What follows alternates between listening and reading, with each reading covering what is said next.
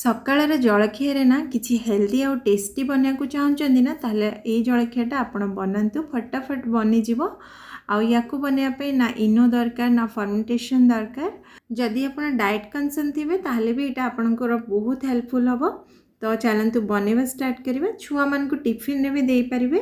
ତ ସେଥିପାଇଁ ଅଧା କପ୍ ଏଠି ମୁଁ ଚଣା ଡାଲି ନେଇଛି, ଅଧା କପ୍ ନେଇଛି ଚାଉଳ, ଅରୁଆ ଚାଉଳ ନେଇଛି, ଆଉ 1/4 କପ୍ ନେଇଛି ମୁଗ ଡାଲି, ଚୋପାବାଲା ମୁଗ ଡାଲି ନେଇଛି, ଆପଣ ଗୋଟା ମୁଗ ଡାଲି ବି ନେଇପାରିବେ। 1/4 କପ୍ ମସୁର ଡାଲି, ଆଉ 1/4 କପ୍ ନେଇଛି ବିରି ଡାଲି, 1/4 କପ୍ ଏଠି ହରଡ଼ ଡାଲି ନେଇଛି, ଆଉ ଗୋଟେ ଚାମଚ ଏଥିରେ मेथी दाना आड करदबा। ये सब जिनस को भल भाव 3-4 थर पानी रे धोईदबा। तापरे याकू भल पानी रे 4-5 घंटा पर्यंत बतरेकी रखिदबा। जदि आपण सकाळे बनौथिबे ना ताहले याकू राति रे बतरेकी रखिदेबे, सकाळ को भल से बतरी जाइथिबो। तो ये मु भल से धोई देली, तापरे बे भल पानी देके याकू बतरेकी रखिदबा। आ सब मेन कथा है ना, या राति आप बतरे देवे ना, सकाल को ये रेडी हो फटाफट ग्राइंड करेंगे आउ डोसा बनवा स्टार्ट करेंगे। 4-5 घंटा पर ये देखो आमर सब जिनस भल से बतरी जाइए। तो चलते एवं आम ग्राइंड करवा। मिक्सिंग जार रे सब डाली चाउल को देदेबा। आउ ये ना मुझे गोटे मुठा नहीं धनिया पत्र, आ 2टा कंचा लंका नहीं। जदि छुआ मान बनाऊे ताले गोटे ये ने। ये अल्प अदा ऐड करदे। मुझे 2 इंच अदा को काटिकी नहीं, आ गोटे मुठा पखापाखि ताठू टिके कम हम भुसुंगा पत्र ऐड करदे। आ स्वाद हिसाब से लुण देदेबा। गोटे चामच मुझे लुण नहीं, आधा कप पानी देके आपको भल से ग्राइंड करदे चिकन करके। आ बैटर आमर ये रेडी हो गला। आ जो जार रे ना आउ आधा कप पानी ऐड करके ताको धोईकी एथरे ऐड करदबा। आ बैटर कंसिस्टेंसी देखिबा। एबे भी मते टिके मोटा लागुचे, तो मुझे आउ अल्प टिके पानी देदेबा। जमती आमे डोसा बनया पे बैटरटा रखती ना, बस यही भाई कंसिस्टेंसीटा रखिए। बहुत पानिया करेंगे कि बहुत मोटा करेंगे। तो मुझे आउ 1/4 कप पानी ये ऐड करुच्ची।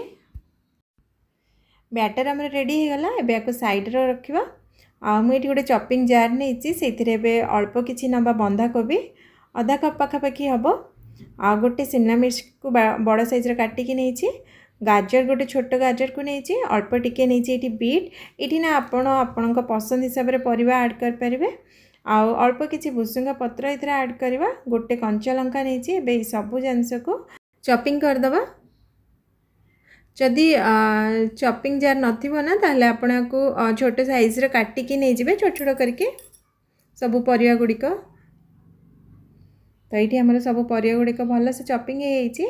तो या गोटे बाउल को बाहर करदबा। आपण ना या आउ टिके टेस्टी करने ना ये चीज़ भी पके पारे। मुझे आज चीज़ पकेनी कि पनीर को ग्रेट करके ऐड करुच्ची। आपण पसंद हिसाब से स्पाइसेस भी ऐड कर पारे। मुझे आधा चम्मच चाट मसाला नहीं, आउ गोटे चम्मच पाखापाखि पिज्जा मिक्स ऐड करुच्ची। या भल से मिक्स करदबा। ये हमारा वेजिटेबल मिक्स बनिकी रेडी हो गला। तो चलते एवं फटाफट डोसा बनवा। गैस रे तावा बसई देती। तावा आमर भल से गरम हो, आधा चम्मच तेल गरम करदबा। ताको भल से ग्रीस करदबा। ये ना अल्प पानी स्प्रिंकल करदबा। तो आपणकर जदि लुहा तावा थी ना, सेटा भी आपणकर नॉनस्टिक पैन भाया काम कर, डोसा पैन भाया। तो आप पानी देकी ना ताको भल से एमती पोछि देबे। तो यहाँ आमर आपणकर पूरा नॉनस्टिक तावा भाया काम कर। बेसी तेल बिल्कुल ऐड करिया को पड़िबनी। बस तावाटा को आपन टिके गरम करदेबे। तापरे से तेल कि घी ग्रीस कर देकी ऊपर पानी टिके छिंचिके भल से पोछि देबे कौन कपड़ा हो या टिश्यू पेपर रे। ये मु 1.5 डंकी नहीं बैटर, ताको भल से स्प्रेड कर देछि। ता ऊपर गोटे चम्मच तेल इधर ऐड करके भल से ग्रीस करदबा पूरा डोसा रे। या टिके टेस्टी बनवाई मुझे सेजवान सॉस नहीं, आप जगह टमाटो सॉस भी नहीं पारे, या आप खाली बनिकी भी खाई पारे। बहुत टेस्टी लगे कौन चटनी सहित। तापर आम जो सब भेजिस काटिकी रखी ना ताको ऐड करदबा। एबे डोसा को क्रिस्पी होगापी छाड़ीदबा। फ्लेम को ये लो मीडियम रे रखिए कहीं आम तावा ऑलरेडी गरम अच्छी। तो ये आमर डोसा बनिकी रेडी है। यार जो टेक्सचर आपको जना पड़ू डोसाटा पूरा क्रिस्पी है।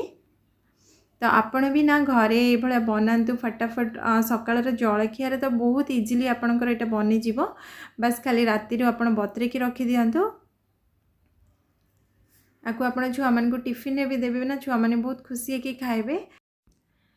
दोसा आमर ये बनिकी रेडी आउ खाइबा टिके इजी हे बोली मुझे छोट छोट पीसेस काटी देथिली आउ ये भाव में आम सब दोसा गुड़िक बनवा आपड़ नेक्स्ट जिते दोसा बनइबे ना तो पानी टिके स्प्रिंकल करदे तापर आप बैटर ऐड करके दोसा बन पारे आउ ये किसी ऑयल आपन को ग्रीस करिया दरकार पड़बनी।